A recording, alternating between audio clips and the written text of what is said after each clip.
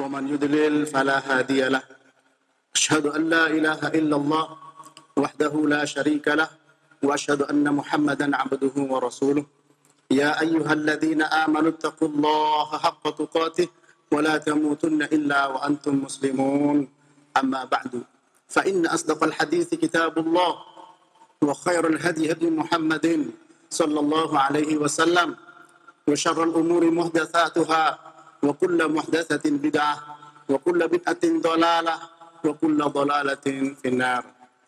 Para ikhwan wal akhwat fillah rahimani wa rahimakumullah, Allah Ta'ala memberikan perintah dan larangan tentu ada hikmahnya. Tidak mungkin ada perintah kecuali pasti mengandung maslahat. Dan tidak mungkin ada larangan kecuali pasti mengandung madarat. Oleh sebab itu, kita disuruh untuk menjalankan perintah ya dengan semampunya. Adapun larangan secara mutlak sebagaimana dalam hadis yang diriwayatkan oleh Imam Bukhari dari Abi Hurairah radhiyallahu taala anhu, wa idza Nabi bersabda, fa idza nahaitukum an syai'in fajtanibuhu wa idza amartukum bi amrin fa'tu minhu mastata'tum. Ya. Apabila aku larang kalian dari sesuatu, fajtanibuhu. Ijtinab di sini jauhi. Ya, Syekh Muhammad bin Shalih Al-Utsaimin menjelaskan, ijtinab itu adalah sesuatu yang tidak mungkin bisa dekat. Kemudian memberikan contoh antara dinding sebelah kanan dengan dinding sebelah kiri. Berjauhan dan tidak mungkin dekat. Sehingga kalau larangan itu harus dijauhi sedemikian rupa. Nah, adapun kalau perintah ya disuruh melakukan sesuai dengan semampunya. Kalau aku perintah kalian dengan sesuatu, maka datangilah darinya semampu kalian. Pertanyaannya, lebih berat mana dosa di hadapan Allah? Ya, melanggar larangan atau meninggalkan perintah? Jawabannya adalah meninggalkan perintah. Kenapa? Dijelaskan oleh Ibnu Qayyim Al-Jauziyah ya, dengan contoh Nabi Adam alaihissalam. Ketika beliau dilarang untuk sujud atau untuk mendekati pohon, melanggar, tapi beliau dapat ampunan. Tapi ketika iblis disuruh sujud kepada Nabi Adam, perintah, iblis tidak mau, ya, sehingga mendapatkan laknat. Maka di sini meninggalkan perintah lebih berat daripada melakukan larangan. Dan larangan sifatnya harus ditinggalkan secara mutlak. Adapun perintah muqayyad dengan al-istita'ah, mereka dengan kemampuan. Yang nggak mampu berdiri sholat ya duduk. Nah ini kaidah ini penting untuk dipahami. Nah kita sedang membahas ensiklopedia larangan, ya. Dan penyair mengatakan, araftu syarr la li syarr walakin litawakkihi wa man lam ya'rif asy-syarra minal khairi yata' fihi. Aku mengetahui keburukan bukan untuk melakukan keburukan, akan tetapi agar aku tidak terjatuh ke dalam keburukan itu. Barang siapa yang tidak bisa mengetahui keburukan dengan kebaikan, maka dia bisa terjatuh ke dalamnya. Baiklah, itu sebagai mukaddimah. Kemudian kita akan melanjutkan dari buku kecil ini ya. Sudah sampai Al-Muharramat pada poin yang ke-65 dari larangan-larangan Al-Muharramat yang diharamkan. Penulis memasukkan ke dalam Al-Muharramat yang diharamkan, perkara-perkara yang diharamkan. Yaitu apa? Al-khuruju minal masjid ba'dal azan qasidan an yusalliya wahda li ghairi udhrin. Yang mungkin di judulnya adalah larangan keluar masjid setelah dikumandangkan adzan. Ya. Nah, di sini tapi ditambahi dengan tujuan sholat sendiri tanpa udzur. Kemudian di bawah hadis yang diriwayatkan Imam Muslim, rawal Imam Muslim fi sahihi an Abi Sya'sa qala kunna qu'udan fil masjid ma'a Abi Hurairah fa'adzana al-mu'adzin faqama rajulun minal masjid yamshi fa'atba'ahu Abu Hurairah basarahu hatta kharaja minal masjid faqala Abu Hurairah amma hadza faqad 'asa Abul Qasim sallallahu alaihi wasallam. Imam Muslim telah meriwayatkan dalam sahihnya dari Abi Sya'sa. Dia berkata, kami duduk ya di masjid bersama Abi Hurairah. Kemudian muadzin mengumandangkan adzan. Lalu ada seorang ya dari berdiri dari masjid kemudian berjalan. Kemudian Abu Hurairah mengikutinya dengan pandangannya, yaitu menoleh ke orang itu. Hingga orang tersebut keluar dari masjid. Lalu berkatalah Abu Hurairah, adapun orang tersebut telah bermaksiat kepada Abul Qasim. Siapa? Yaitu Rasulullah sallallahu alaihi wasallam. Para jemaah yang dirahmati Allah, dari hadis tadi ya bahwa Abi Sya'sa, dari Abi Sya'sa ini adalah Jabir bin Zaid Al-Asdi. Beliau termasuk tabi'in, kibar tabi'in. Termasuk kibar dari muridnya Ibnu Abbas radhiyallahu ta'ala anhuma. Abi Sya'sa, alimul Iraq, ya, alim ahli Basrah. Qatadah mengatakan beliau adalah alimul Iraq. Nah, ini. Meninggal pada tahun 93 Hijriah. Di mana beliau mengatakan kami sedang dulu duduk di masjid bersama Abu Hurairah. Kemudian muadzin mengumandangkan azan.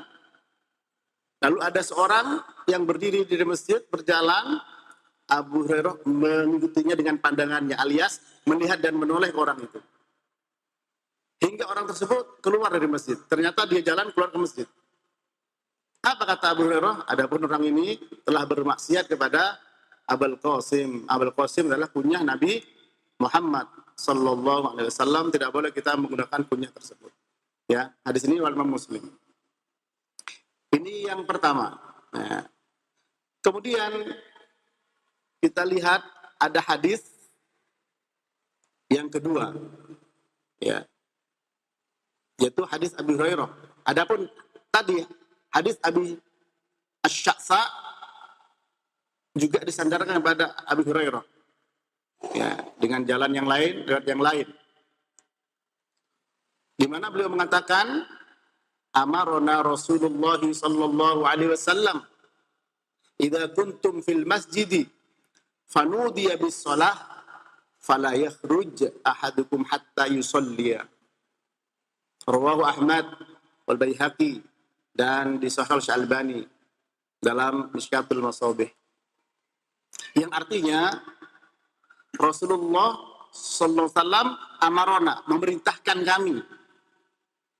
Ya. Dengan sabdanya, apabila kalian berada di masjid kemudian dikumandangkan sholat yaitu adzan, maka janganlah ya seorang dari kalian keluar hingga dia sholat. Ya. Rawahu Ahmad wa Tayalisi wal Baihaqi.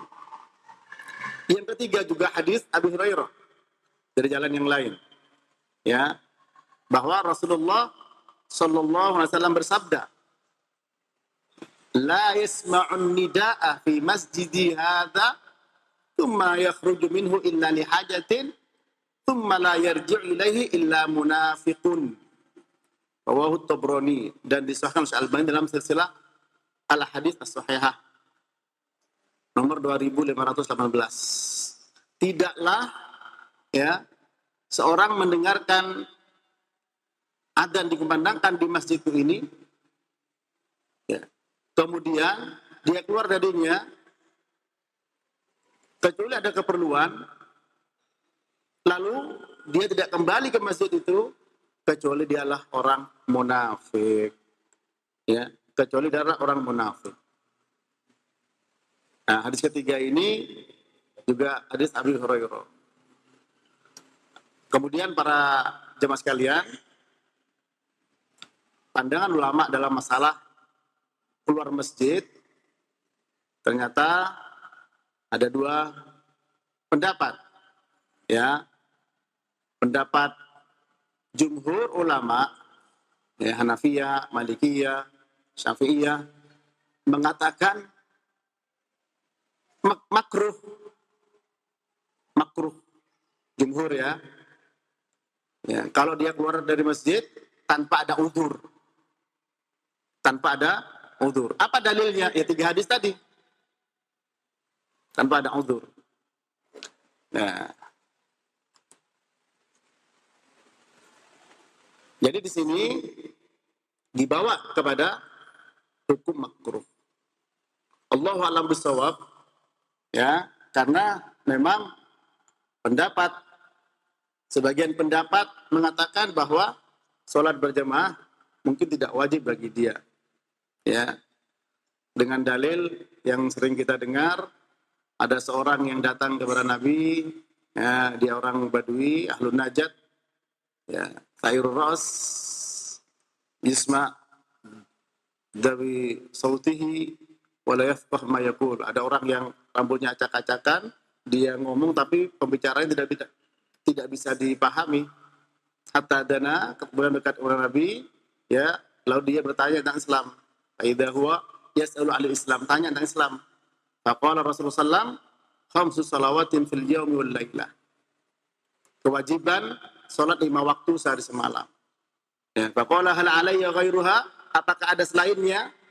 Selain itu, kewajiban salat, kata beliau, la illa an tatawwa, kecuali salat tatawwu. Ini dijadikan dalil sebagian ulama yang mana salat berjamaah tidak wajib. Ya. Nah, sekarang masalahnya apa? Mana yang rojih? Kita lihat bahwa di antara dalil yang kuat ketika Nabi minta untuk dikumpulkan apa? Kayu bakar. Ya. Laqad hamamtu, ya, walladzi nafsi biyadi, laqad hamamtu an amura bihatabin yuhtatab, thumma amura bis shalah fayu'adzin laha, thumma amura rajulan fayummun nas, thumma ukhalifa ila rajulin, ya, fa uharriqu alaihim buyutahum. Jadi beliau sampai bersumpah, demi zat yang jiwaku berada di tangannya, sungguh aku ingin menyuruh untuk mengumpulkan kayu bakar.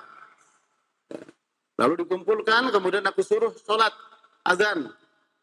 Kemudian orang menjadi imamnya, lalu aku akan melihat ila rijalin, kepada mereka-mereka yang tidak sholat berjamaah akan dibakar rumahnya. Meskipun ini tidak terjadi. Ini menunjukkan bahwa sholat jamaah wajib. Ya, pendapat Hanabilah, orang keluar dari masjid tanpa uzur, hukumnya adalah haram. Nah, maka dalam hal ini, ya, lebih kuat pendapat dari Hanabilah. Ya. Kenapa? Pertama, memang sholat berjamaah hukumnya wajib. Ya.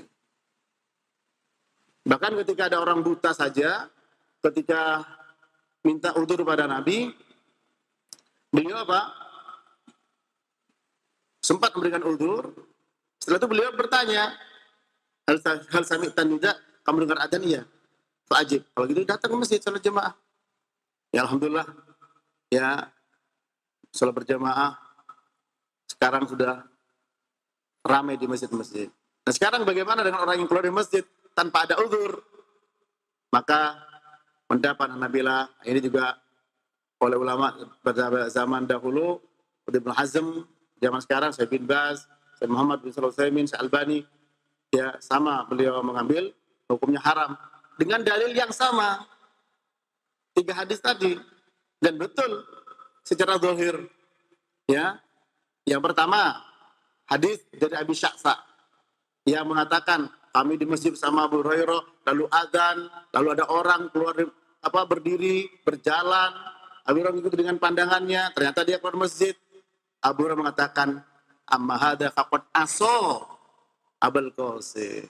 Adapun orang ini telah bermaksiat kepada Abul Qasim, bermaksiat kepada Rasulullah. Itu dosa besar. Karena Rasulullah harus ditaati, tidak boleh dimaksiati. Ya. Wa ma atakumur rasulu fakhudhuh wa ma nahakum anhu fantahu. Itu. Apapun yang dibawa Rasul ambil, dilarang tinggal. Ya. Disuruh untuk taat, ya. Ya ayyuhalladzina amanu atiiullah wa atiiur rasul wa ulil amri minkum. Disuruh taat pada Allah dan Rasul. Nah, ini bermaksiat, dosa besar. Satu. Ini secara dohir hadis buat pendapat yang mengatakan haram tanpa udzur. Nanti udzur seperti apa yang boleh? Nah, yang kedua, para jamaah rahmati Allah, ya. Hadis yang kedua, ia mengatakan amarona Rasulullah sallallahu alaihi wasallam idza kumtum fil masjid fanudiya bis shalah fala yakhruj ahadukum hatta yusalli. Ya, hatta yusalli. Rasulullah sallallahu alaihi wasallam amarona, telah memerintahkan. Nah, amaro di sini ya hukum asalnya adalah wajib. Al-amru al-aslu fil amri lil wujub, wajib. Ya, wajib. Kemudian ada larangan, fala yakhruj ahadukum hatta yusalli. Jangan keluar, larangan keluar. Nah, hukum asal larangan adalah haram. Sampai ada yang memalingkan. Nah, ini, ya. Kuat lagi. Kemudian yang ketiga, dengan dalil yang sama. Nah, disinilah ya ulama bisa berbeda pendapat dengan dalil yang sama. Ya. Yang ketiga apa? Yang ketiga, la yasma'un nida'a fi masjidi hadha thumma yakhruju minhu illa lihajah thumma la yarji' ilaihi illa munafiq. Nah, ini memberikan keterangan lebih kepada kita, ya, tidaklah mendengar azan di masjidku ini, ya, kemudian dia keluar darinya kecuali punya kepentingan, punya hajat, dan hajatnya masuk kepada uzurun syar'i, uzur yang diterima oleh syariat. Apa diantaranya? Ulama menjelaskan nanti. Kemudian tidak kembali kepadanya, ke masjid itu, illa munafik.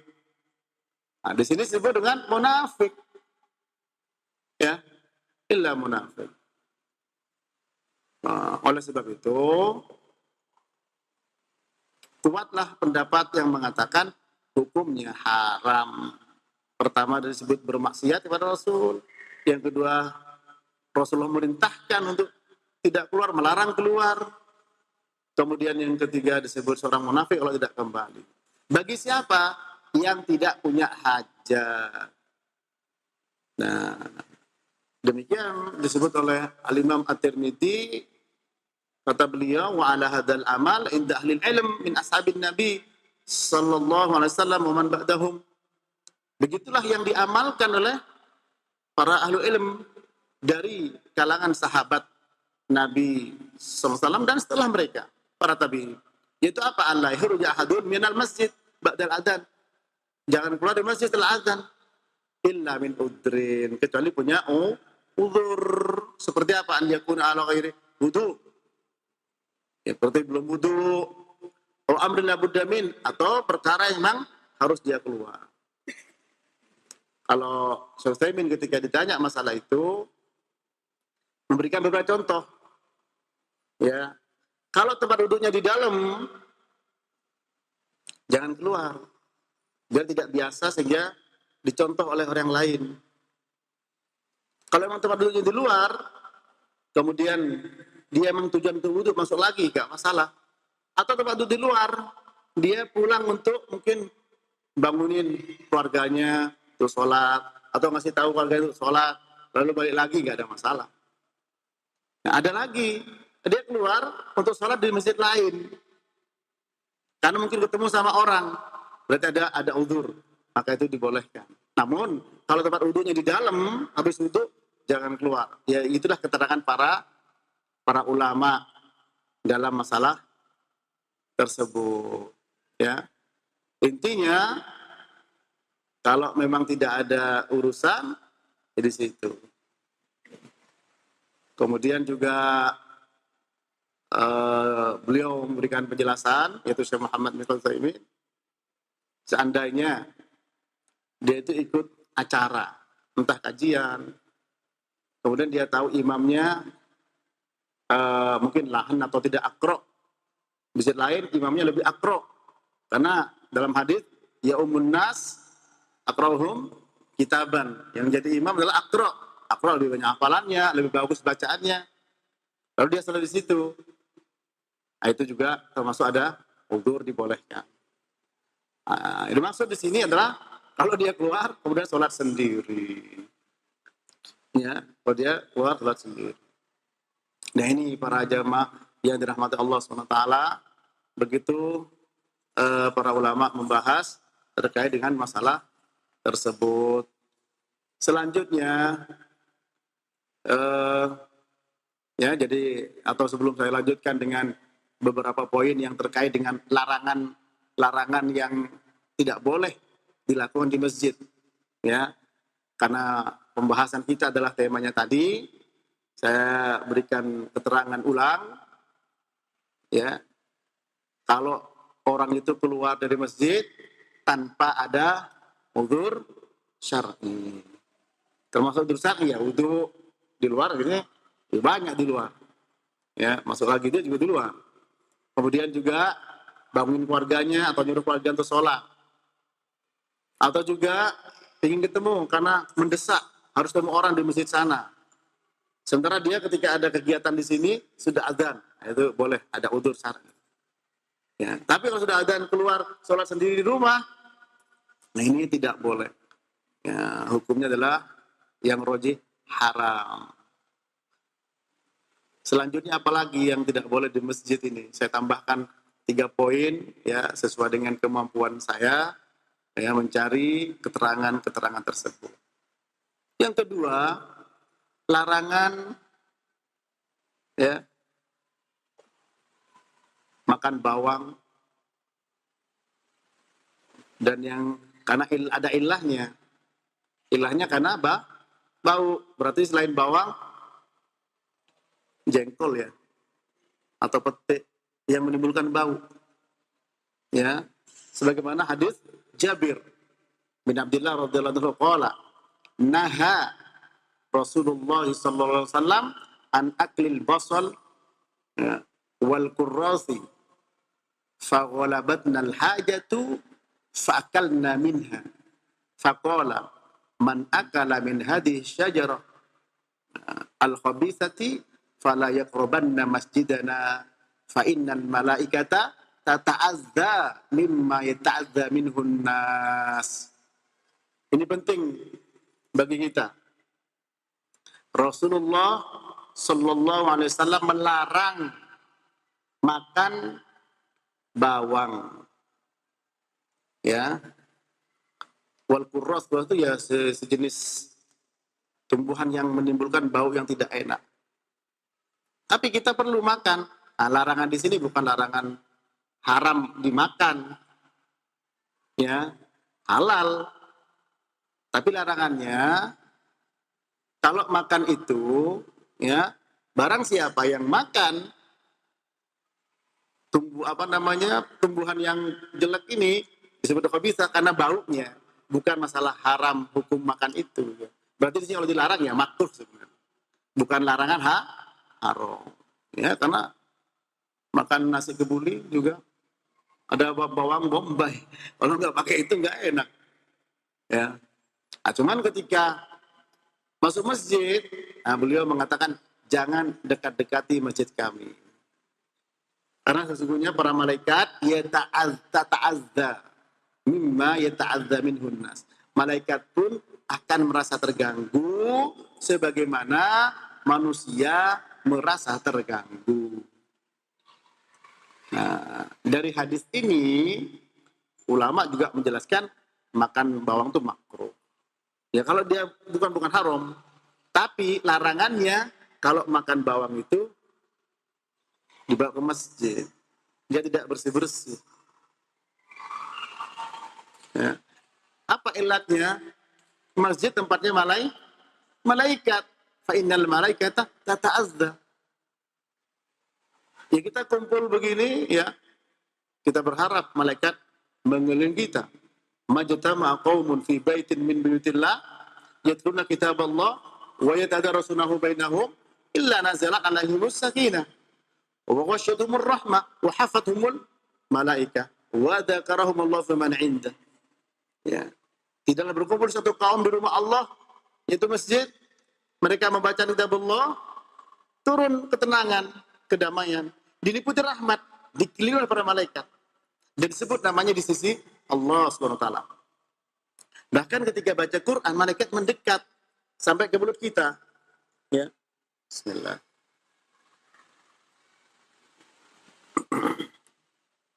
Sebagaimana hadis Ali radhiyallahu ta'ala anhu, beliau berkata, amarana bisiwak wa qala innal abda idza qama yusalli atahu malakun faqama khalfahu yastami'ul qur'ana wa yadnu fala yazalu yastami'u wa yadnu hatta yad'a fahu ala fihi fala yaqra'u ayatan illa kanat fi jawfil malak. Ya, Rohul Baihaqi ya, dan disahihkan oleh Al-Albani. Yang artinya bahwa Rasulullah SAW menyuruh kami untuk bersiwak. Ya. Sesungguhnya orang hamba ketika dia berdiri sholat, maka malaikat mendatangi dia. Perhatian di sini, ya, mendatangi dia, berdiri di belakangnya, mendengarkan Quran yang dibaca dia, dan mendekat. Dan senantiasa mendengar malaikat tersebut dan mendekat. Sampai malaikat tersebut meletakkan mulutnya di atas mulut orang yang sholat. Coba perhatikan. Kalau bau jengkol gimana? Bau bawang? Nah, tadi Nabi mengatakan, ya, innal malaikata tata'azza kama yata'azza minhun nas. Jadi malaikat merasa terganggu. Ini. Dan tidaklah orang itu membaca ayat kecuali masuk ke rongganya malaikat. Nah, berarti di sini para jamaah sekalian, ya, mudah-mudahan menambah ilmu kita, ya, wawasan kita, sehingga kita benar-benar ketika sholat itu merasa ada kehadiran malaikat, ya, sehingga membaca Quran malaikat mendekat pada kita sampai menempelkan mulutnya ke mulut kita. Nah di sini, nah, dengan seperti itu maka kita juga harus ya sikat gigi sekarang. Kalau digabung dengan siwak ya bagus. Ya, emang siwak bukan wajib, ya. Namun kalau sudah sampai pada kondisi bau mulut tidak nyaman, di sini ilatnya itu sebenarnya adalah bau tidak nyaman, bukan semata-mata makan bawang. Nah, makan bawang ilahnya menimbulkan bau yang tidak sedap, dia bisa mengganggu. Nah, berarti semua yang tidak sedap, misalkan kita sholat ya, apalagi mungkin tinggi badan beda satu dengan yang lain, yang kebetulan yang lebih rendah, lebih pendek, lebih tinggi, kemudian keluar bau yang tidak enak, sudah pusing, ya. Yang sebelahnya pun itu nahan bau. Entah bau itu karena apa. Pokoknya bukan hanya karena semata-mata bawang. Karena ilah bawang itu karena menimbulkan bau yang tidak sedap. Berarti kalau begitu, ya kalau habis tidur malam, sholat subuh, ya sikat gigi dulu. Gitu. Fa innal malaikata tata'azza. Ya. Mimma yata'azza minhun nas. Malaikat itu terganggu seperti sebagaimana manusia juga merasa terganggu. Berarti kita kalau sudah sampai sengaja dan kita menyadari, maaf, ada bau mulut yang tidak enak, ya, bau mulut yang tidak enak, maka di sini mengganggu dua makhluk, manusia dan malaikat. Ini para jemaah yang dirahmati Allah. Ya. Adapun bawang, ya hanya bukan sebab khusus. Al-ibrah bi umumil lafzi la bi khususis sabab. Sehingga semua bau yang tidak enak juga masuk ke dalamnya. Ya, kalau memang manusia terganggu, malaikat terganggu. Dan yang kedua, hadis Abdurrahman bin Shiblin radhiyallahu ta'ala anhu. Beliau mengatakan, naha Rasulullah sallallahu alaihi wasallam an nakratil ghurabi wa iftirasyis sab' wa an yutinar rajulu, juga dibaca wa an yutinar rajulul makan fil masjid kama yutinul ba'iru. Dari Abdurrahman bin Shiblin radhiyallahu ta'ala anhu mengatakan Rasulullah sallallahu alaihi wasallam melarang dari nakratil ghurab.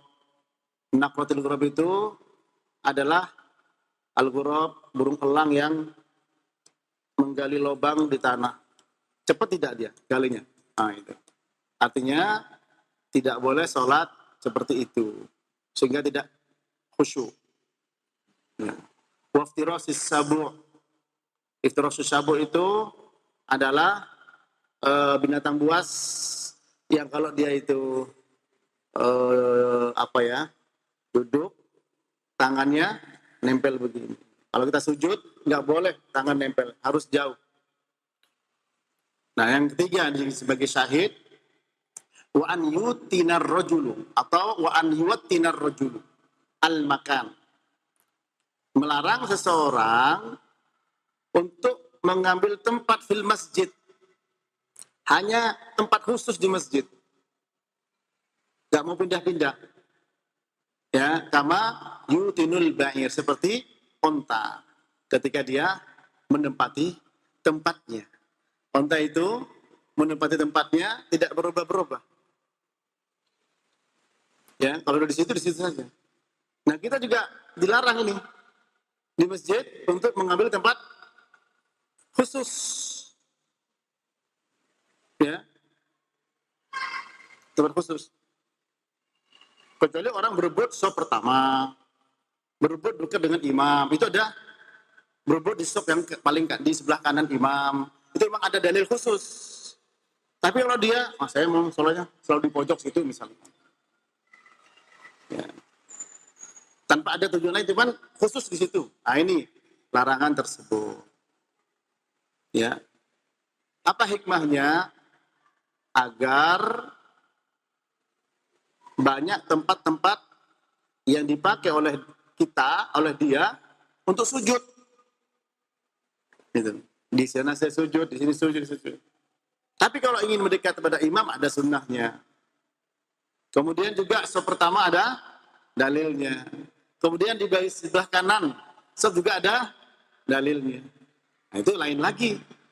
Untuk kemudian kebetulan dapat di tempat itu selalu, ya itu lain lagi. Kemudian di belakang imam ulin nuha misalkan. Nah, cuman tidak boleh kemudian dikosongi, tunggu sampai dia datang, nggak boleh. Mana yang lebih dulu? Fastabiqul khairat. Demikian. Bahkan ya, sop pertama seharusnya seandainya harus berlomba dengan orang tua, dengan seorang ayah, itu nggak masalah, boleh. Ya, untuk agama tidak boleh mengalah. Nah, itu ya. Namun untuk masuk masjid, tapi kalau sudah kita tuntun, ya bisa bareng di sop pertama. Demikian para jemaah rahmat ya. Terakhir, ya, sama dengan hadis yang kedua tadi, ya, dilarang kita meletakkan ketika sujud, ya, tidak boleh menempelkan ini ke tanah ini. Maaf ya, seperti maaf. Biasanya apa kalau begitu tuh, yang begini? Iya, anjing, ya, itu tidak boleh. Baiklah, demikian para jemaah sekalian, mudah-mudahan menambah meskipun sedikit kepada wawasan dan ilmu kita, ya, sehingga kita menganggap penting apa yang dianggap penting oleh Rasulullah sallallahu alaihi wasallam. Wa sallallahu ala nabiyina Muhammadin wa ala alihi wa sahbihi wasallam. Wa akhiru da'wana anil hamdulillahi rabbil alamin. Alhamdulillahilladzi ba'atha fil ummiyina rasulan minhum yatlu alaihim ayatihi wa yuzakkihim wa yu'allimuhumul kitaba wal hikmah wa in kanu min qablu la fi dhalalin mubin. Wa ashhadu an la ilaha illallah al-malikul haqqul mubin. Wa ashhadu anna Muhammadan abduhu wa rasuluhu sadiqul wa'dil amin. Wassalatu wassalamu ala asyrafil anbiya'i wal mursalin wa ala alihi wa ashabihi ajma'in wa man tabi'ahum bi ihsanin ila yaumiddin. Wa ba'd.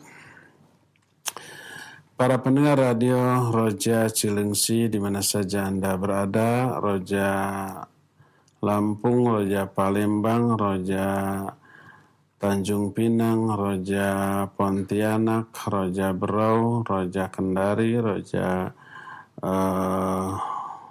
Surabaya, Roja Bandung, Roja Bogor, dan Roja di kota-kota lain, juga para pendengar radio Terbiah Sunnah Bandung, juga pendengar radio manapun di mana saja Anda berada, pemirsa Roja TV dan pemirsa TV manapun, serta para netizen melalui akun mana saja di mana saja Anda berada.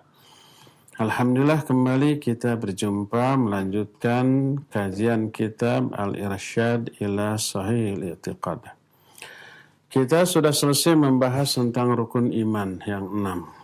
Terakhir, iman kepada takdir beserta buah dari keimanan kepada takdir tersebut.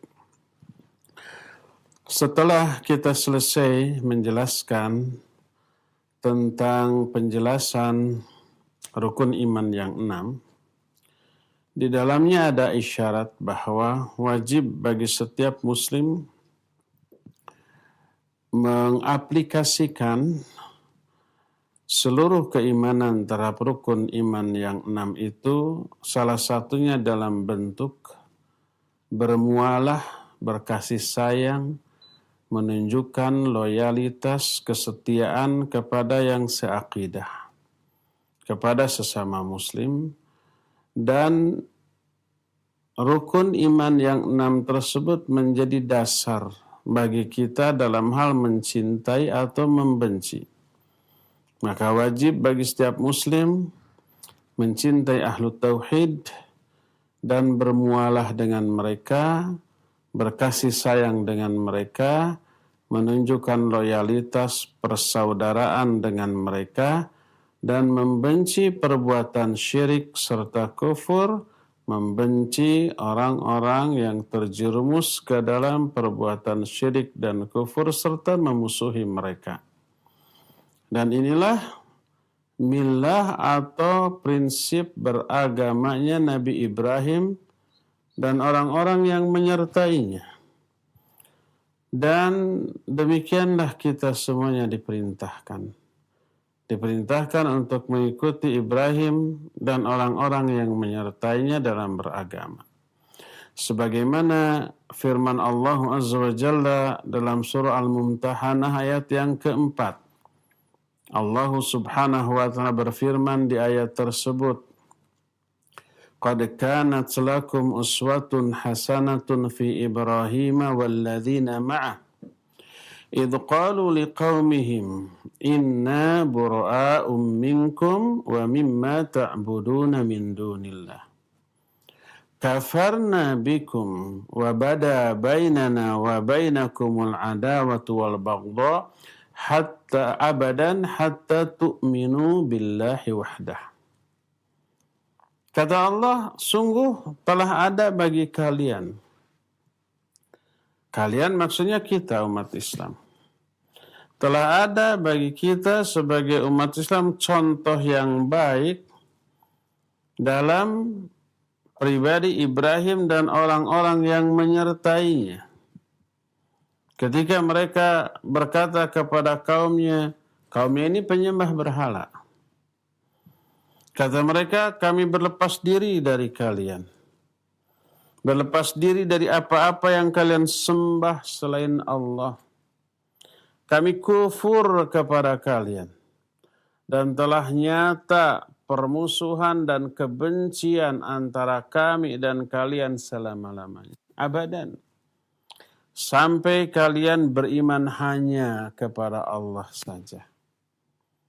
Selama mereka menyekutukan Allah dengan sesembahan-sembahan lain, maka permusuhan dan kebencian ini tetap bakal muncul. Sentimen keyakinan ini tidak akan bisa hilang. Itulah agama Nabi Ibrahim alaihissalatu wassalam, yang Allah telah memerintahkan kita untuk mencontoh. Sebab Allah menyatakan, qad kanat lakum uswatun hasanatun fi Ibrahim walladzina amanu ma'ah.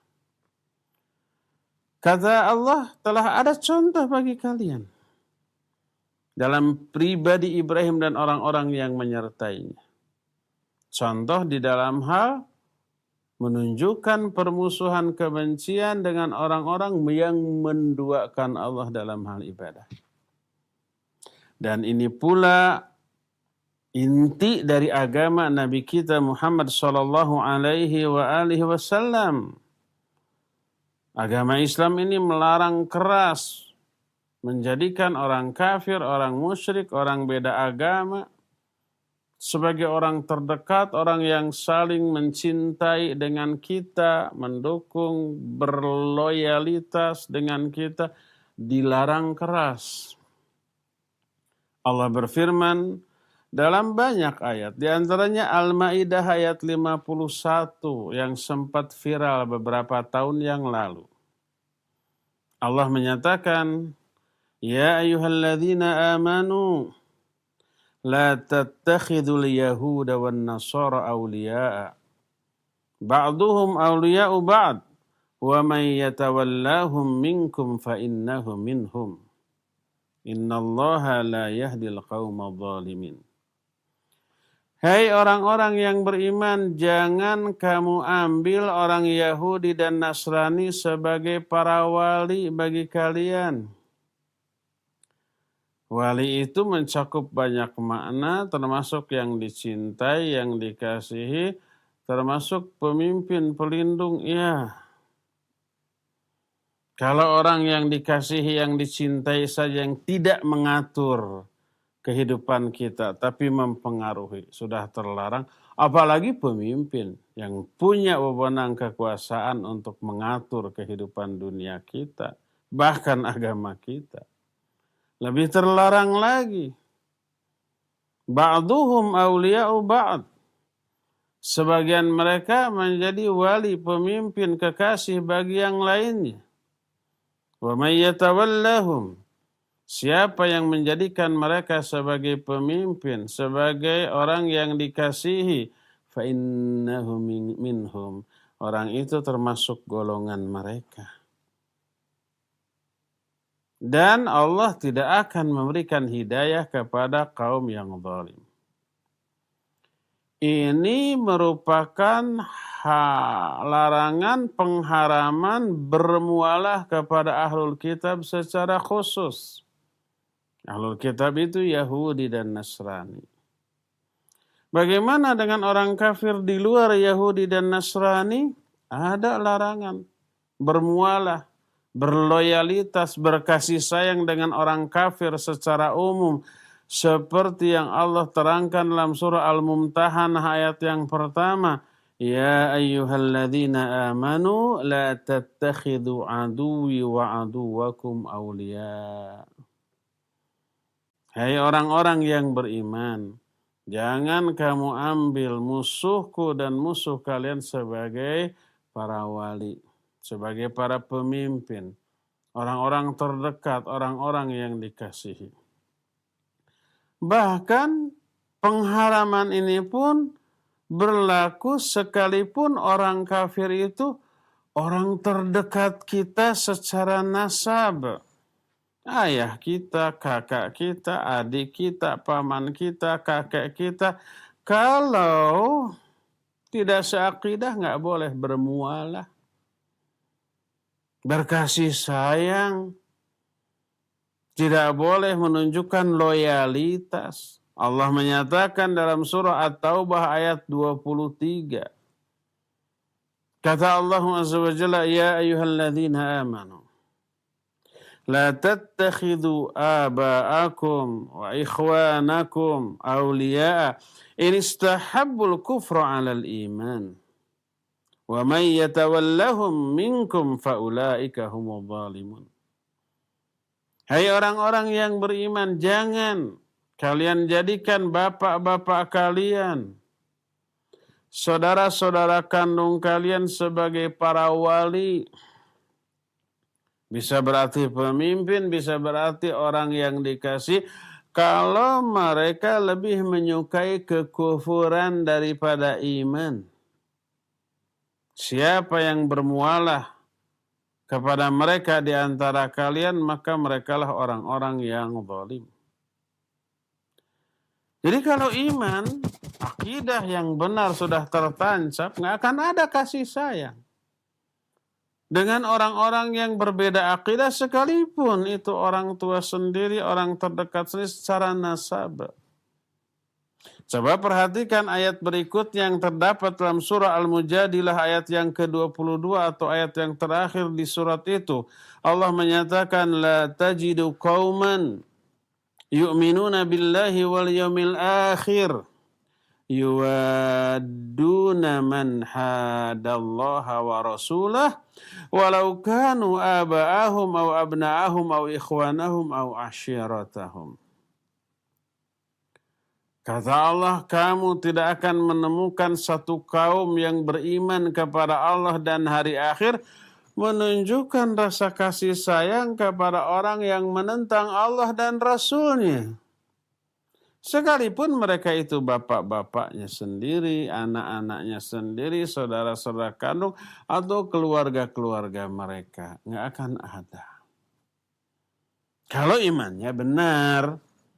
Tapi kalau imannya melenceng, pemahaman akidahnya menyimpang, bisa dimanipulasi itu ayat-ayat tadi. Makna walinya diplesetkan kepada makna lain. Yang kesimpulannya boleh menjadikan orang kafir jadi pemimpin bagi umat Islam. Dicari-cari alasannya. Dicari-cari dalilnya. Jadi orang-orang awam, para juhala tidak mengetahui bahwa ini perkara yang sangat prinsip. Sampai-sampai kan ada tokoh-tokoh Islam, tokoh-tokoh ormas Islam, atau oleh orang awam disebut dengan ulama di radio, di TV, di internet, di media sosial, yang menyatakan bahwa orang-orang yang tidak seagama dengan kita juga itu adalah saudara-saudara kita. Ini kalimat yang sangat berbahaya, yang tidak akan keluar dari seorang muslim yang memiliki akidah yang lurus dan kuat.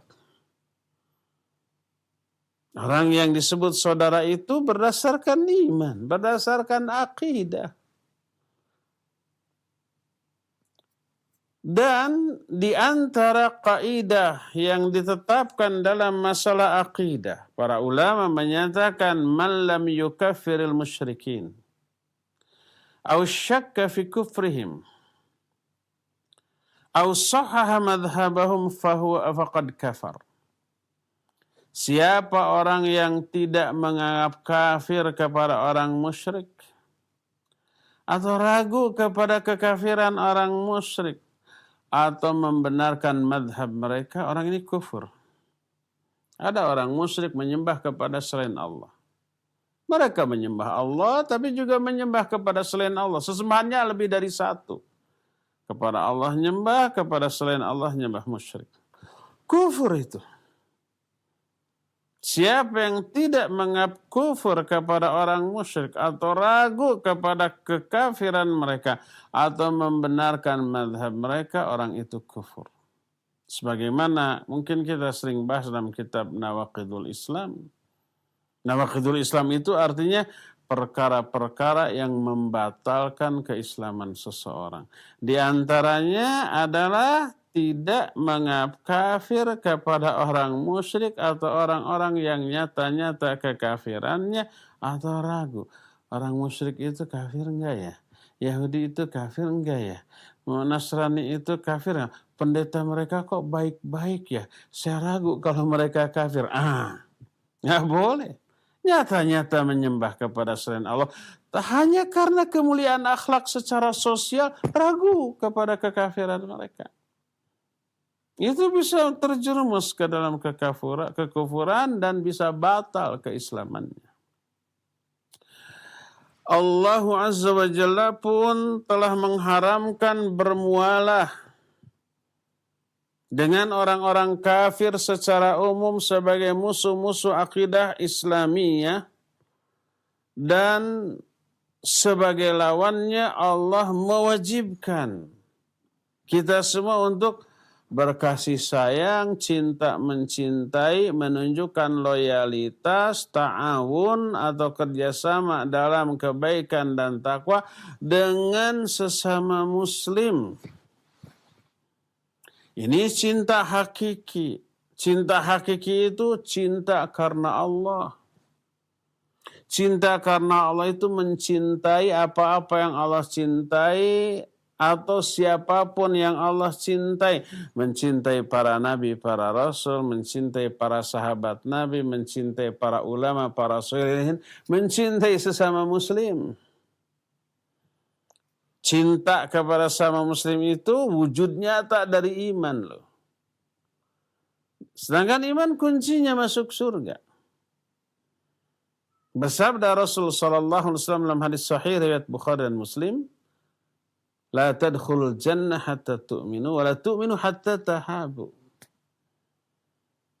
Kalian nggak bisa masuk surga tanpa iman. Sebelum beriman kalian nggak bisa masuk surga.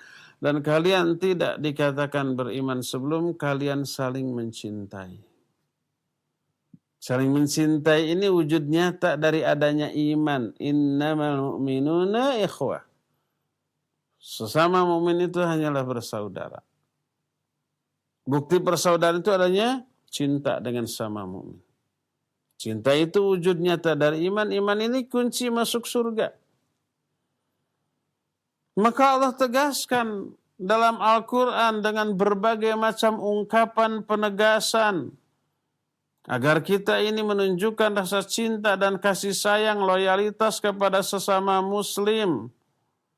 Seperti Al-Maidah ayat 55 dan 56 Allah menyatakan innama ini disebut adatul hasr. Adatul hasr itu kata yang mengkhususkan. Selain nggak disebut nggak boleh loh.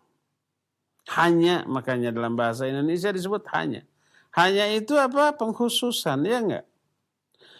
Hanyalah wali-wali kalian ini adalah pertama Allah dan Rasulnya dan orang-orang yang beriman. Yang mendirikan sholat, menunaikan zakat dan mereka itu ruku. Hanya itu saja. Allah, Rasulnya dan orang-orang beriman. Itu wali kalian. Wali setiap kaum muslimin. Wa may yatawallallaha wa rasulahu walladzina amanu fa inna hizballahi humul ghalibun. Siapa orang yang berwalikan Allah, menjadikan Allah sebagai walinya, baik pemimpinnya, pelindungnya, termasuk zat yang dikasih, yang dicintai, Siapa orang yang menjadikan Allah sebagai walinya, juga Rasulnya, dan orang-orang yang beriman, mereka itulah Hizbullah. Mereka itulah tentara Allah, dan tentara Allah lah yang pasti menang. Lihat lagi surah umpamanya Al-Fat, ayat yang terakhir, ayat yang ke-29 dari surah Al-Fat, surat ke-48. Allah berfirman tentang ciri para sahabat, didikan, binaan, bimbingan Rasul sallallahu alaihi wasallam. Allah menyatakan Muhammadur Rasulullah. Walladzina ma'ahu asyidda'u 'alal kuffar ruhama'u bainahum. Muhammad itu utusan Allah. Dan orang-orang yang menyertainya yaitu para sahabatnya. Mereka itu keras kepada orang kafir, tapi saling mengasihi, saling menyayangi, saling mencintai dengan sesama mereka, dengan sesama orang-orang yang beriman. Dan ayat yang semakna ini banyak. Lihat Al-Maidah ayat 54, ya ayyuhalladzina amanu may yartadda minkum an dini fasawfa ya'tillahu biqaumin yuhibbuhum wa yuhibbunah. Adzillatin 'alal mu'minin a'izzatin 'alal kafirin. Hai orang-orang yang beriman, barang siapa di antara kalian yang murtad dari agama Allah, Allah akan mendatangkan kaum pengganti yang tidak seperti kalian. Allah mencintai mereka, mereka pun mencintai Allah. Ini karakter kaum pengganti ini. Adzillatin 'alal mu'minin a'izzatin 'alal kafirin. Mereka itu saling rendah hati, menyayangi, mencintai dengan sesama mukmin. Tapi gagah, menunjukkan kegagahan, kekerasan kepada orang-orang kafir. Ini yang disebut dengan al-wala, menunjukkan loyalitas dan cinta serta kasih sayang, dengan al-bara, menunjukkan berlepas diri dan memusuhi. Ini cinta yang hakiki dan benci yang hakiki. Al-hubbu fillah wal bughdu fillah, dan ini merupakan sekuat-kuat tali Islam. Berkata Rasul sallallahu alaihi wasallam, "Authaqu ural Islam al-hubbu fillah wal bughdu fillah. Authaqu ural iman al-hubbu fillah wal bughdu fillah." Sekuat-kuat tali iman itu cinta karena Allah, benci karena Allah. Cinta karena Allah maknanya adalah mencintai apapun atau siapapun yang Allah cintai.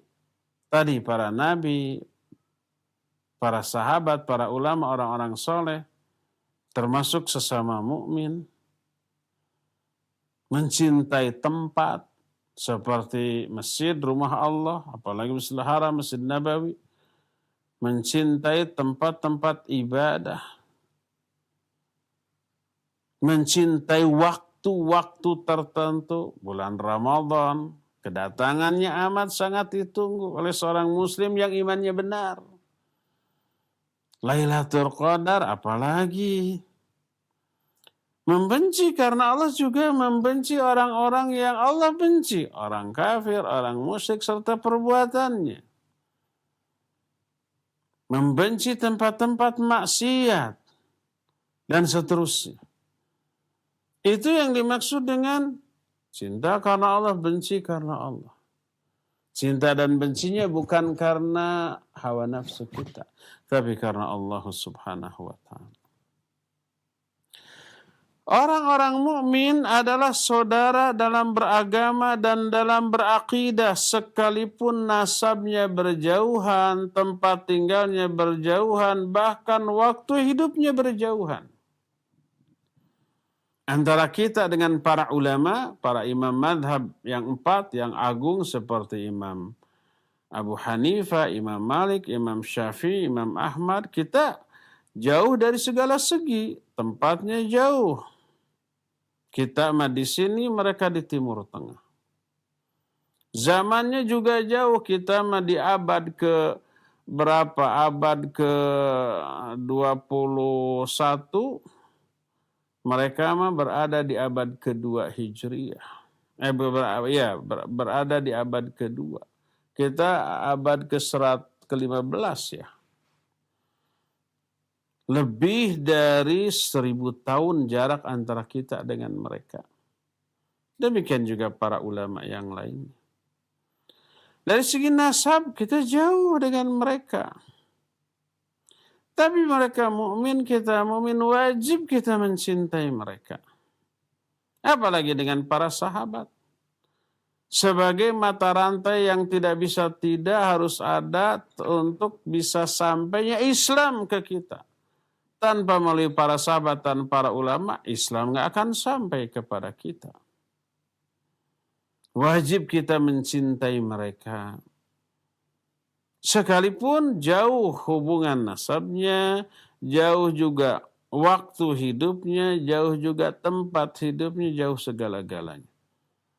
Tapi ada kesamaan akidah, iman. Wajib menunjukkan cinta kasih sayang kepada mereka dengan cara mendoakan mereka, mintakan ampunan kepada Allah untuk mereka, rahmat untuk mereka, kemuliaan, keagungan untuk mereka di alam akhirat kelak, di alam kuburnya sekarang. Dan ini Allah jelaskan dalam Al-Quran, dalam surah Al-Hasyr ayat yang ke-10. Allah Azza wa Jalla berfirman di ayat tersebut. وَالَّذِينَ جَاءُوا مِنْ بَعْدِهِمْ يَقُولُونَ رَبَّنَا اغْفِرْ لَنَا وَلِإِخْوَانِنَا الَّذِينَ سَبَقُونَا بِالْإِيمَانِ وَلَا تَجْعَلْ فِي قُلُوبِنَا غِلًّا لِلَّذِينَ آمَنُوا رَبَّنَا إِنَّكَ رَءُوفٌ رَحِيمٌ. Dan orang-orang yang datang setelah mereka, setelah para sahabat, muncul generasi tabi'in, muncul generasi tabi'ut tabi'in, dan seterusnya. Generasi yang terkemudian itu berdoa kepada Allah. Rabbana ighfir lana, ya Allah ampuni dosa-dosa kami. Wali ikhwanina alladzina sabaquna bil iman. Juga ampuni dosa saudara-saudara kami yang telah berlalu mendahului kami dalam hal keimanan. Mereka lebih dahulu imannya daripada kita, lebih dahulu hidupnya dari kita, sudah meninggal, sudah masuk ke alam kubur. Ampuni mereka ya Allah. Jangan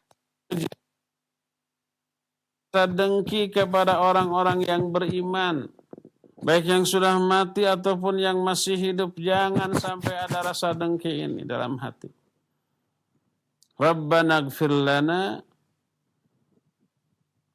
Rabbana innaka ra'ufur rahim, ya Allah, sesungguhnya Engkau Maha Rauf dan Maha Rahim.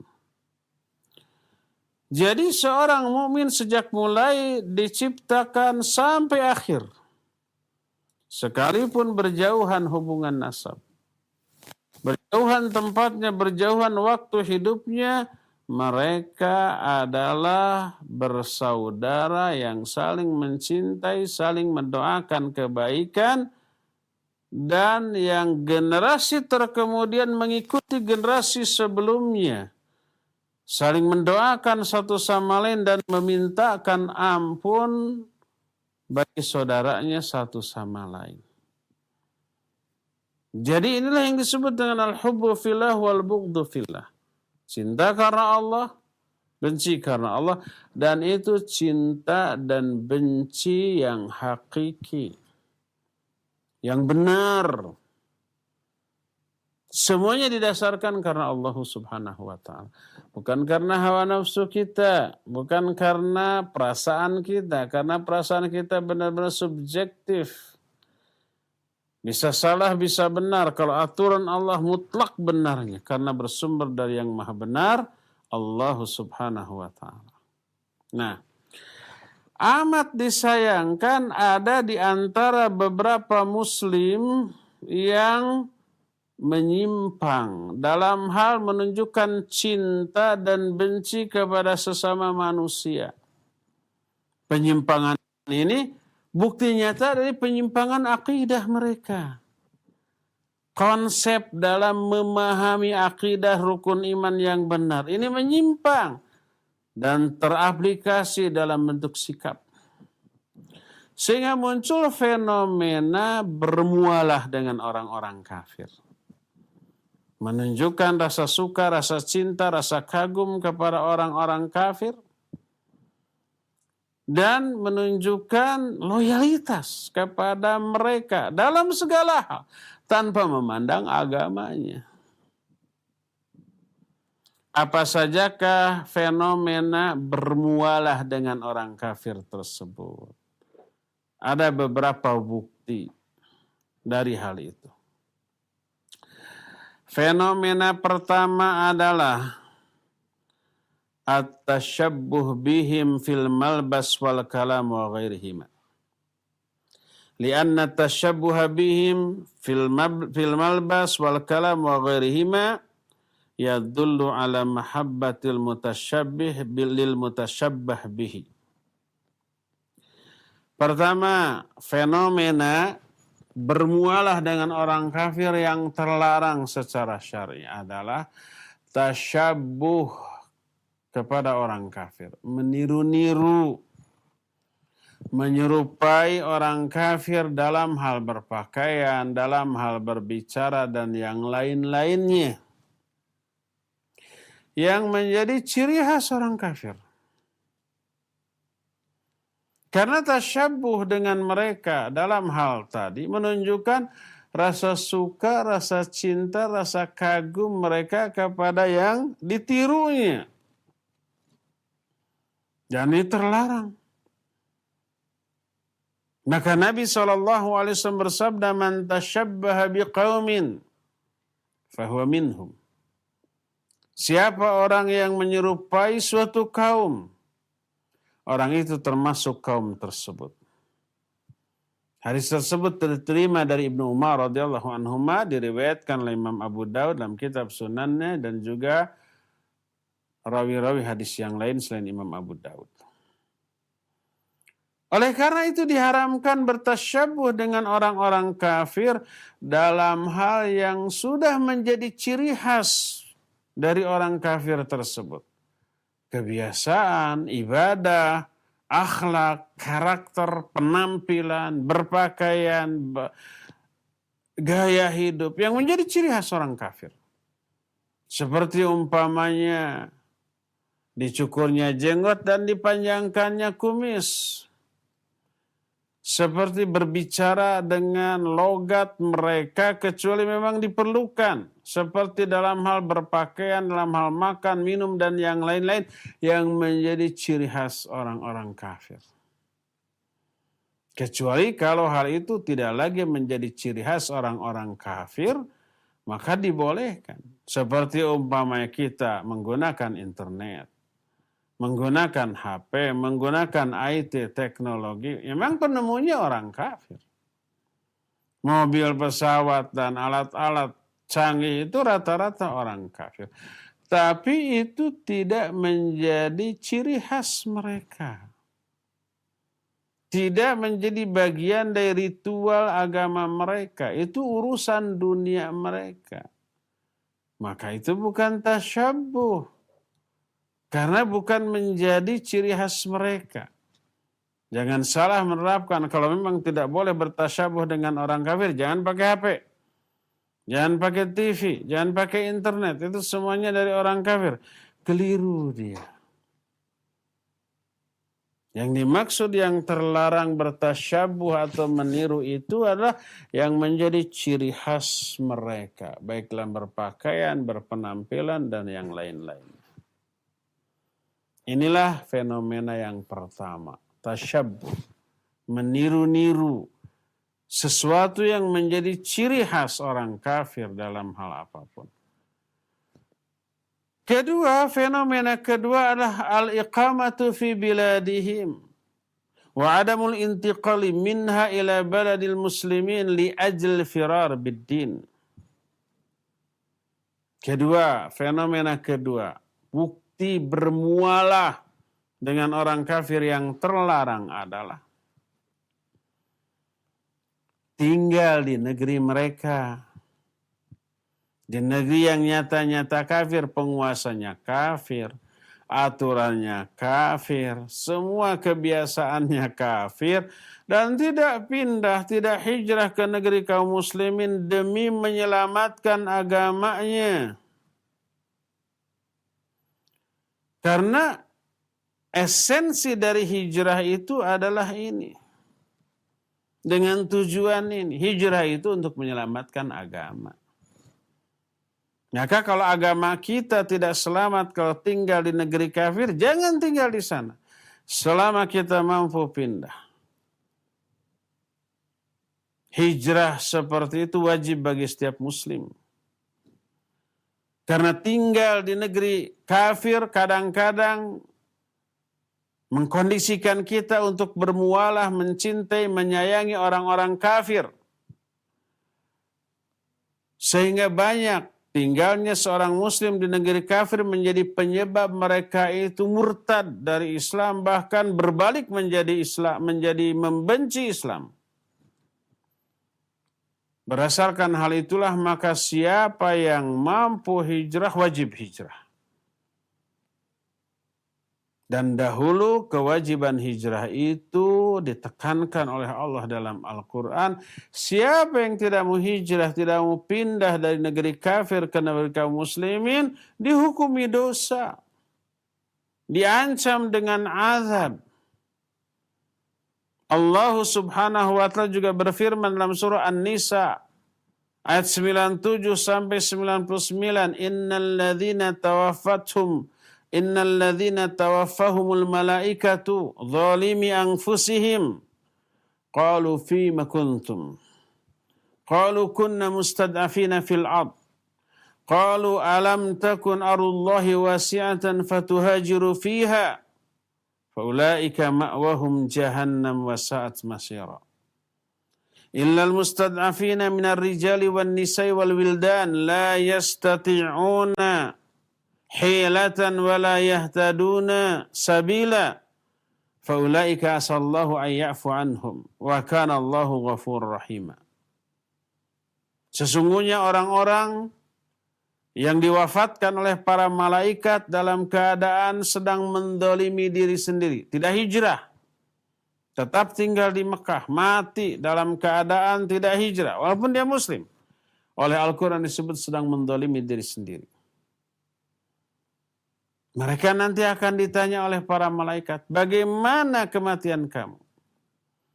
Mereka menjawab, kami dulu orang-orang yang tertindas di muka bumi. Jadi aja tidak bisa melaksanakan agama ini secara bebas, secara benar karena tinggal di Mekah, di lingkungan negeri kafir. Intimidasi kalau menampakkan keislamannya. Oleh malaikat didebat, kata mereka, alam takun ardullahi wasi'atan fatuhajiru fiha. Bukankah bumi Allah itu luas? Kamu bisa hijrah, kamu bisa pindah. Mati kutu mereka nggak bisa menjawab.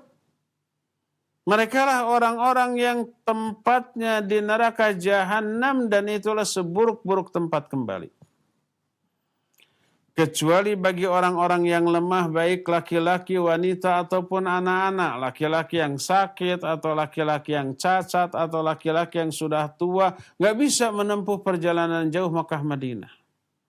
Atau wanita atau anak-anak. La yastati'una hilatan. Mereka itu tidak memiliki kemampuan. Wala yahtaduna sabila. Mereka tidak tahu jalan juga. Bisa tersesat. Mereka lah orang-orang yang semoga Allah mengampuni mereka dan Allah Maha Pengampun dan Maha Penyayang. Dalam ayat ini Allah tidak memberikan uzur, tidak memberikan dispensasi bagi seorang muslim untuk tinggal di negeri kafir kecuali 3 orang. Orang lemah dari kalangan laki-laki, para wanita, dan anak-anak. Itu dulu di Mekah. maka berlaku juga sekarang. Demikian pula setiap orang yang tinggal di negeri kafir tidak bisa melaksanakan agamanya karena lingkungan dan mampu untuk pindah ke negeri muslim, maka dia berdosa dan akan terancam dengan azab yang tadi. Demikian pula orang yang tinggal di negeri kafir karena ada maslahat agama. Boleh. Bahkan mungkin saja bisa wajib. Seperti datang dan tinggal di negeri kafir dalam rangka berdakwah, menyebarkan Islam, menguatkan akidah dan iman kaum muslimin yang ada di sana, dan menyebarkan pengaruh baik dari agama Islam ini ke sekitar. Sambil tetap mampu menerapkan ajaran agama ini dalam kehidupannya, sholat tidak terhalang, saum tidak terhalang, bagi wanita menutup aurat berjilbab tidak terhalang walaupun hidup di negeri kafir, maka boleh dan mereka berperan untuk menyebarkan dakwah. Baik orang yang berilmunya, seperti ustadznya atau ulamanya, atau bukan ustadz, bukan orang berilmu tentang agama, tapi mampu memobilisasi aktivitas dakwah di negeri kafir tersebut. Seperti mendirikan yayasan dakwah, markas dakwah di negeri kafir. Mereka bukanlah ulama, mereka bukan para ustadz, tapi bisa mengadakan aktivitas dakwah. Mengundang ustadz dari negeri luar, untuk minimalnya menguatkan akidah keimanan kaum muslimin yang ada di sana, mempermulia akhlak mereka, dan maksimalnya bisa menyebarkan dakwah ini ke sekitar mereka dari kalangan orang-orang kafir. Menjadi penyebab masuk Islamnya orang-orang kafir di sana. Ya, itu bagus. Inilah fenomena yang kedua. Ketiga, fenomena mualah dengan orang kafir yang terlarang. Pertama kan tadi tasyabuh. Kedua, tinggal di negeri kafir.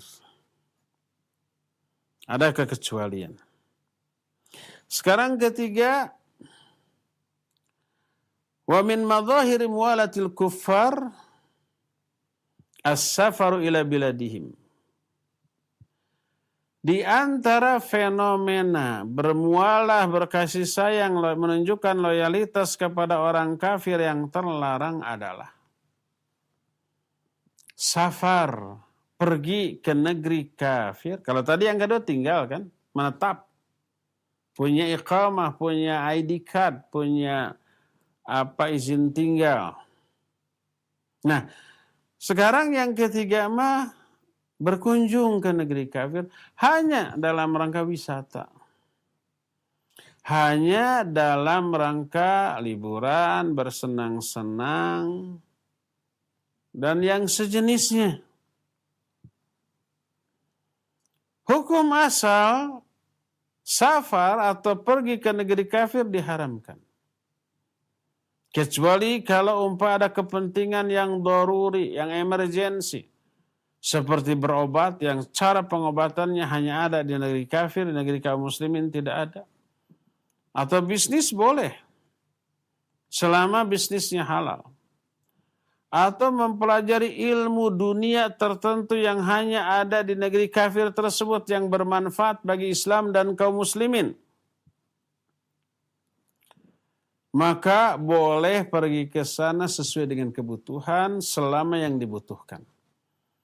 Begitu sudah selesai, sesegera mungkin pulang lagi. Begitu urusan selesai, wajib dia kembali ke negeri kaum muslimin. Dan selama di negeri kafirnya tersebut, dia tetap istiqamah memegang agamanya. Menjalankan seluruh kewajibannya sebagai seorang muslim, menampakkan identitas dan kemuliaan dari agamanya, menjauhi semua keburukan yang ada di negeri itu yang dianggap sudah menjadi kebiasaan. Seperti minum minuman keras itu sudah sesuatu yang biasa banget kepada mereka. Makanya mau minum? Mau. Disuguhi air keras. Air keras apa? Minuman keras. Karena yang disebut minum saja itu ya maksudnya mabuk. Tapi kalau mau minum air harus disebut. Mau minum air disebut airnya. Tapi kalau airnya tidak disebut mau minum, mau dikasih minuman keras tadi. Itu kebiasaan. Ikhtilat, berkhalwat, bersentuhan tangan, pelukan, bahkan perzinahan di sana selama dilakukan atas dasar suka sama suka bukan sesuatu yang dianggap aib. Nah, lingkungan buruk yang seperti itu mempengaruhi akhlak kita.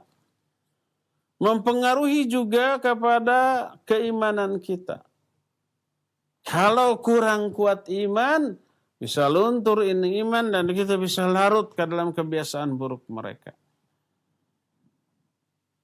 Berdasarkan hal itulah maka orang-orang yang pergi ke negeri kafir untuk keperluan yang dibolehkan secara syar'i disyaratkan. Pertama, memiliki iman yang cukup.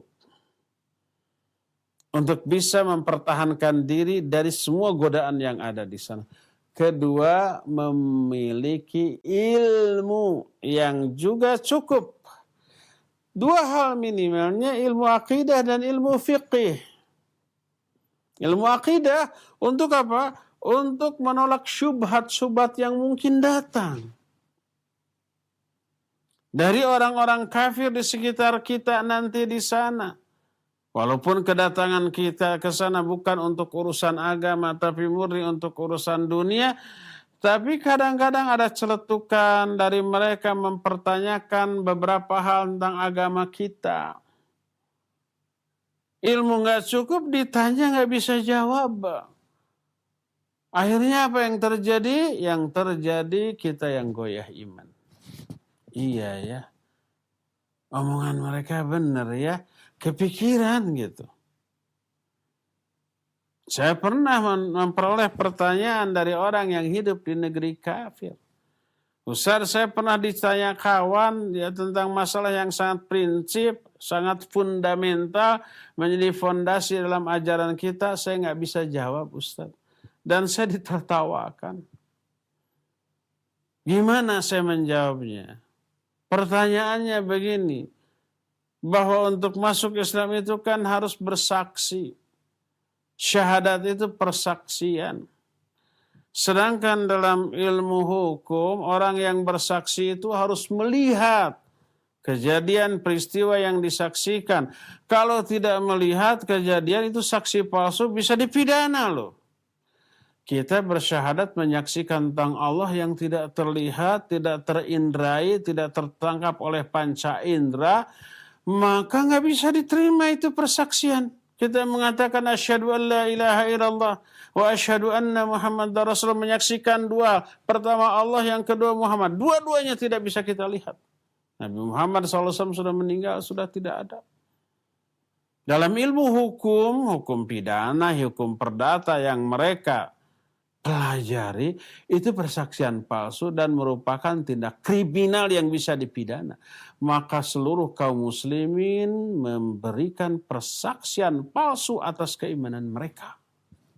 Tuh, itu syubhat mereka yang dilontarkan. Kalau umpah kita kurang ilmu tentang itu, syubhat itu masuk. Mulai goyah. Bukan mendakwahkan Islam kepada mereka, bahkan Islam yang sudah ada pun tergerus oleh syubhat yang mereka hembuskan. Oleh karena itu wajib memiliki ilmu. Saya bilang jawab. Yang kita saksikan bukan zat Allah, bukan zat Nabi kita Muhammad SAW. Tapi yang kita saksikan adalah keesaan Allah. La ilaha illallah, asyhadu an la ilaha illallah. Kita bukan mengatakan aku bersaksi dan melihat Allah, enggak. Tapi aku bersaksi tidak ada sesembahan yang hak selain Allah. Jadi pertama yang kita saksikan bukan zat Allah, wujud Allahnya, tapi keesaan Allah. Kedua, makna definisi batasan dari syahadah atau persaksian dalam agama kami tentu saja berbeda dalam ilmu hukum pidana perdata atau yang lainnya. Dalam penjelasan akidah kami, agama kami, persaksian maknanya ikhbarul insyan bima alimahu. Seorang mengabarkan apa yang diketahuinya, yang diyakininya. Baik yang diketahuinya itu hasil melihat, hasil mendengar, hasil mencium, hasil berpikir, hasil menelaah. Nah itu. Lalu diungkapkan, itu persaksian. Kadang kita tidak melihat barangnya tapi tercium. Umpama kita bertamu ke seorang kawan. Sampai di ruang tamu duduk tercium ada bau durian itu dari tengah rumah. Pasti ada durian. Terdengar lagi anak istri dari pribumi itu ngomong, ini durian si Montong enak banget ya walaupun mahal umpah. Nah, pasti mereka sedang apa? Sedang makan durian. Apa yang menjadi dalilnya? Pertama yang kita cium. Kedua, omongan mereka. Sampai kita pulang ke rumah, kita bilang ke orang rumah, tadi di rumah kawan saya ada durian si Montong. Itu persaksian. Orang rumah bertanya, apa kamu makan? Enggak. Kamu melihat? Enggak. Kok bisa tahu? Hasil mencium. Hasil nguping obrolan mereka. Itu ikhbar. Itu syahadah. Kita tahu Allah itu esa, hasil menelaah. Menelaah apa? Dua. Menelaah alam semesta dan menelaah agamanya, wahyunya. Yakinlah Allah esa. Lalu kita informasikan, kita kabarkan. Itu syahadah. Jadi wajib kita memiliki ilmu yang cukup di bidang akidah untuk bisa menolak syubhat. Bahkan meluruskan kekeliruan pemahaman mereka tentang Islam yang selama ini banyak salah faham. Diluruskan satu demi satu, baru nanti syubhat itu hilang dan itu menjadi pembuka hidayah bagi mereka untuk masuk Islam. Kedua dalam masalah fikihnya. Ini nggak ada masjid. Waktunya kita waktu sholat nggak tahu. Arah kiblat kemana? Perlu nggak ilmu fikih dalam masjid? Iya perlu. Kita masuk ke rumah orang kafir disuguhi. Suguhannya daging ayam dan seterusnya. Boleh nggak kita makan? Kalau tidak memiliki ilmu dalam masalah fikih yang cukup, bisa-bisa yang haram kita makan, yang halal kita haramkan. Bisa demikian nantinya. Oleh karena itu disyaratkan memiliki ilmu yang cukup selain iman yang cukup untuk bisa pergi ke negeri kafir tersebut. Itulah fenomena ketiga terlarangnya atau bukti mualahnya seorang muslim kepada orang kafir yang terlarang, yaitu pergi ke negeri kafir sekedar untuk bersenang-senang, berwisata, berlibur dan yang sejenisnya, kecuali kalau pergi ke sana karena ada keperluan yang sangat darurat dengan syarat-syarat yang disebutkan tadi. Iya, kita nampaknya hanya 3 fenomena saja terlebih dahulu. Nanti sisanya fenomena berikutnya akan kita bahas di hari Jumat yang akan datang. Untuk sore hari ini cukup sampai di sini penjelasan saya dan kita masih punya sisa waktu untuk bertanya jawab. Dipersilakan kepada host yang ada di studio Radio Roja Cilengsi untuk memandu tanya jawab dengan pendengar dan pemirsa. Wassallallahu ala nabiyina Muhammadin wa ala alihi wa sallam. Silakan. Baik, terima kasih kami ucapkan untuk Al-Ustadz jazakumullahu khairan atas materi yang telah disampaikan di kesempatan Jumat sore hari ini. Ikhwatal Islam, untuk selanjutnya kita memasuki sesi tanya jawab. Terlebih dahulu kami angkat pertanyaan dari pesan singkat.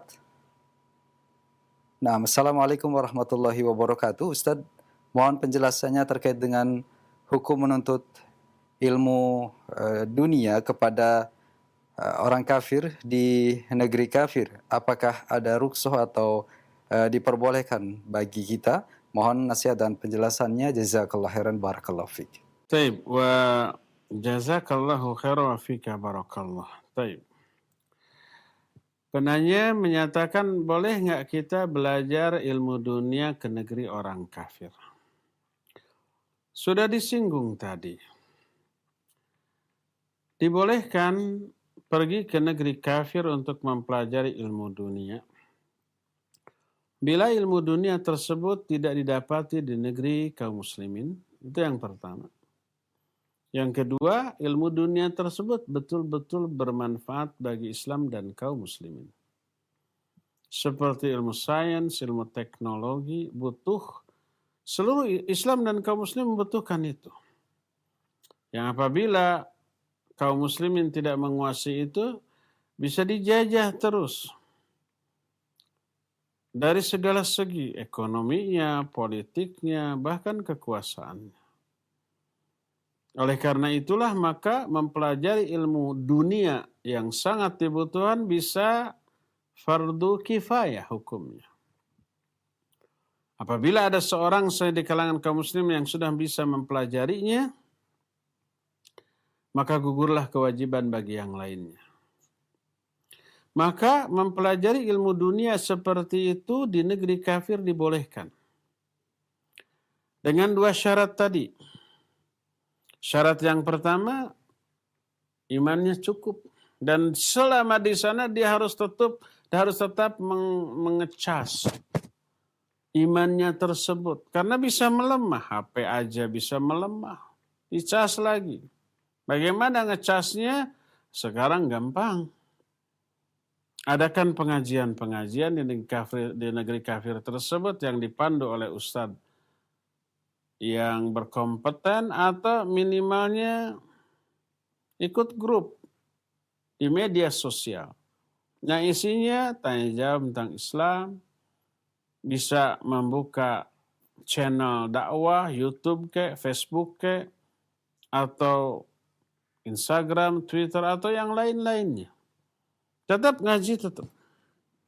Tiap hari, sesering yang kita bisa, sesemampu yang kita bisa.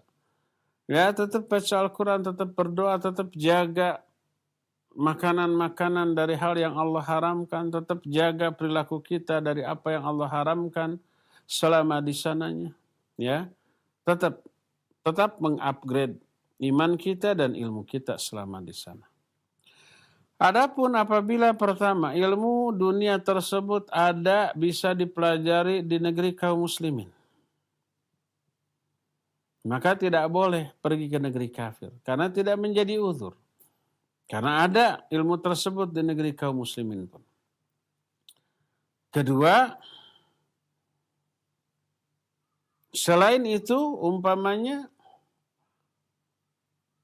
ilmu tersebut tidak ada di negeri kaum muslimin tapi tidak begitu bermanfaat bagi umat.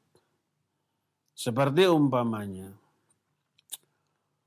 mempelajari ilmu bela diri tertentu yang ada di negeri kafir. Di negeri kaum muslimin ada tapi beda jenisnya. Itu tidak terlalu urgen. Tidak terlalu mendesak. Tidak terlalu dibutuhkan oleh Islam dan kaum muslimin di zaman sekarang yang tidak ada jihad yang nyata dalam bentuk peperangan yang nyata dengan senjata yang ada di tangan umpamanya. Itu tidak begitu perlu, tidak begitu emergensi, tidak begitu doruri. Maka tidak boleh. Atau mungkin ilmu tersebut tidak ada di negeri kaum muslimin, ada di negeri kafir. Tapi kita tahu diri. Kita ini lemah, jangankan di negeri kafir, di kaum muslimin juga itu sering terjerumus dalam dosa dan maksiat. Tidak tahan godaan. Kita bodoh tentang Islam, sehingga jangankan di negeri kafir, di negeri sendiri aja sering terkena syubhat. Kalau saya ke sana, agama saya akan menjadi korban. Maka jangan. Karena agama adalah nomor satu dari kehidupan kita. Kenapa agama ini nomor satu? Sebab agama inilah yang menjadi penyebab kita akan menderita atau bahagia hidup di negeri yang sejati bagi kita, itu akhirat nanti. Allah menyatakan wa inna daral akhirat lahiyal hayawan. Sungguhnya negeri akhirat itulah kehidupan yang sebenarnya. Kita ini sedang menuju kampung halaman kita. Tempat hidup kita yang abadi kelak. Di sini mah di dunia sementara, nggak lama, sebentar kok, cuma puluhan tahun. Di alam kubur bisa ribuan tahun. Sampai kiamat. Di akhirat selama-lamanya. Mungkinkah kita mengorbankan kehidupan yang abadi di akhirat hanya untuk mengejar sesuatu yang dianggap penting dari kehidupan dunia yang fana? Nggak akan mau. Kita harus bersikap sebaliknya, kita korbankan kepentingan dunia kita demi meraih kebahagiaan kehidupan di akhirat nanti. Ya, wallahu a'lam bissawab. Silakan lagi Fawaz.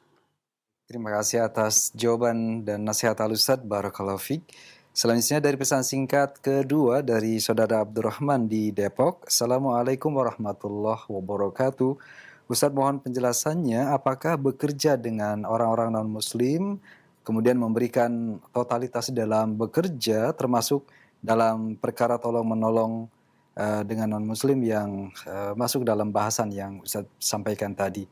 Terima kasih atas jawaban dan nasihat Al-Ustaz. Jazakallah khairan. Ya, wa jazakallahu khairan wa fika barakallah. Abdurrahman di Depok. Boleh nggak kita bekerja di perusahaan kafir? Hukum asal boleh selama tidak mempengaruhi agama kita dan akhlak kita. Kerjasama dengan orang kafir dalam masalah duniawi hukum asal boleh. Pertama, Al-Quran menerangkan. Kedua, praktek yang dilakukan oleh Nabi kita Muhammad SAW. Al-Quran dalam surah Al-Mumtahanah Allah menyatakan la yanhakumullahu 'anil ladzina lam yuqatilukum fid din wa lam yukhrijukum min diyarikum an tabarruhum wa tuqsitu ilaihim. Allah tidak melarang kalian berbuat baik dan berbuat adil kepada orang kafir yang tidak memerangi kalian dan tidak mengusir kalian dari negeri kalian. Silakan bermuamalah. Baik muamalahnya itu jual beli, utang piutang, gadai menggadai yang tidak mengandung unsur yang diharamkan, tidak mengandung riba kalau utang piutang atau gadai menggadai. Tidak mengandung unsur gharar atau tipuan, mengurangi timbangan, mengurangi literan atau yang sejenisnya kalau berjual beli. Boleh. Kalau umpamanya kita buka toko lalu ada orang beli sesuatu di toko kita, dia pakai kalung salib. Beli apa? Beli sabun umpamanya, beli gula. Ya, enggak, saya enggak mau jual ke kamu. Enggak boleh seperti itu. Boleh berjual beli. Karena Nabi SAW pun di kota Madinah ada komunitas Yahudi dan Nasrani. Dan beliau bermuamalah di bidang duniawi. Bahasa kita sekarang bisnis. Jual beli, utang piutang, gadai menggadai. Bahkan ketika Nabi SAW wafat, diketahui baju besinya dalam keadaan tergadai kepada orang Yahudi. Intinya muamalah dengan orang Yahudi. Bisnis, apapun bentuknya. Selama bentuknya itu tidak diharamkan secara syar'i. Maka boleh. Kecuali apabila mempengaruhi agama kita. Umpamanya kita kerja di perusahaan milik orang kafir, kemudian dibatasi hak-hak kita dalam melaksanakan agama kita. Jumatan nggak boleh, tetap harus Jumat, harus kerja. Wanita tidak boleh berjilbab, harus umpamanya melepas jilbabnya. Kemudian pas hari-hari raya mereka kita harus ikut. Kalau enggak ada sanksi dari perusahaan. Umpamanya pakai topi Ketika Natal harus pakai topi apa? Santa namanya. Itu sudah ritual agama mereka. Maka tidak boleh kalau ada yang seperti itu. Kalau di Indonesia, kita bisa ajukan keberatan kita ke departemen tertentu yang membawahi ini, bisa diviralkan itu. Karena tidak boleh memaksa karyawannya untuk seperti itu. Ya, kalau mempengaruhi agama kita atau akhlak kita, maka tidak boleh bekerja di sana. Karena agama adalah nomor satu. Yang lain-lain dianggap sebagai penunjang dari pelaksanaan agama kita. Kalau agama tidak bisa dilaksanakan, karena urusan dunia, tinggalkan urusan dunia. Pertahankan agama. Oleh karena itulah maka, selama kita bekerja di perusahaan yang pemiliknya, ownernya, bosnya adalah orang kafir, dan agama kita masih tetap bebas kita laksanakan, tidak terpengaruh, maka boleh kita bermuamalah dalam hal ini kepada mereka. Boleh nggak kita all out bekerja di sana? Ya harus. Untuk menunjukkan muslim itu begitu loh. Bertanggung jawab, komitmen. Dan ini bisa menjadi jalan dakwah. Kalau bosnya bertanya, kamu kok disiplin amat, jujur gitu. Nggak pernah memanipulasi, memanfaatkan fasilitas kantor untuk kepentingan pribadi, sementara orang-orang semua begitu gitu. Kita bilang agama saya mengajarkan saya seperti ini. Kagum dia, agamamu apa? Islam. Bukankah saya tidak seagama dengan kamu? Nggak peduli, agama menyatakan wajib kita amanah. Wajib kita komitmen kepada janji. Walaupun janji tersebut dengan orang yang tidak seakidah, tidak seagama. Saya pikir ini akan bisa menjadi jalan hidayah bagi mereka. Mereka kagum, oh begitulah Islam. Ya, jadi hukum asal dibolehkan. Kecuali kalau mempengaruhi agama kita atau orang kafir itu kafir harbi. Allah menyatakan innama yanhakumullah anil ladzina qatalukum fid din wa akhrajukum min diyarikum wa dhaharu ala ikhrajikum an tawallawhum. Kata Allah, Allah hanya melarang kalian bermualah dengan orang kafir yang memerangi kalian, mengusir kalian dari negeri kalian, atau menorong orang lain untuk memerangi kalian. Ini tidak boleh bermualah, bekerja sama, berbisnis dengan orang kafir yang seperti itu. Ya, demikian. Wallahu a'lam bishawab. Silakan lagi. Baik, terima kasih atas jawaban dan nasihat Al-Ustaz. Jazakallahu khairan. Barakallahu fiik. Selanjutnya kami angkat masih dari pesan singkat dari pendengar kita, Abu Yusuf di Bekasi. Assalamualaikum warahmatullahi wabarakatuh. Ustaz, begitu banyak kaum muslimin di negeri-negeri muslim yang terzolimi, di Palestina, di Rohingya, dan negeri-negeri yang lainnya. Yang jadi pertanyaan Ustaz, apakah diperbolehkan bagi kaum muslimin di negeri lain yang di sana ada juga orang-orang non-muslim atau orang-orang kafir, kemudian menjadikan atau membalas sakit hati dari apa yang dilakukan oleh orang kafir kepada kaum muslimin di negeri-negeri yang dizalimi tersebut dengan tindakan dan hal yang semisal. Mohon nasihat dan penjelasan dari Al-Ustaz. Jazakallahu khairan, barakallahu fiik.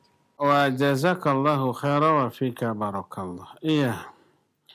Satu realita yang mengenaskan, membuat kita sedih.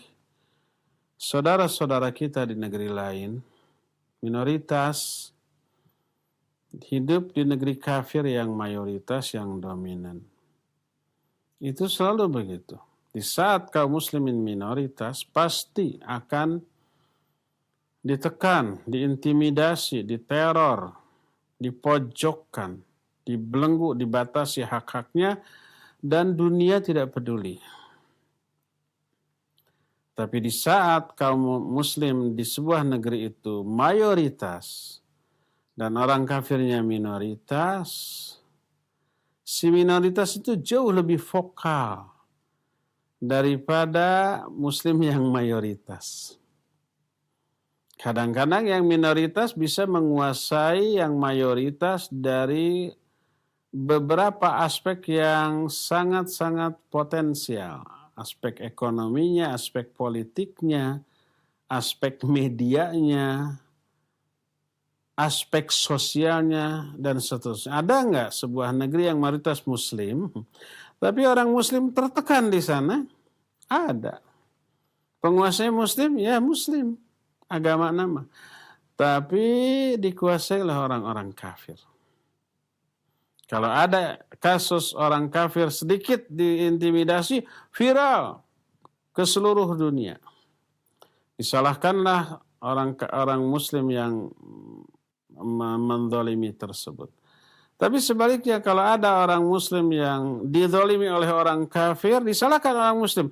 Pantas saja dizalimi. Gitu sih gitu ya. Ada aja ya.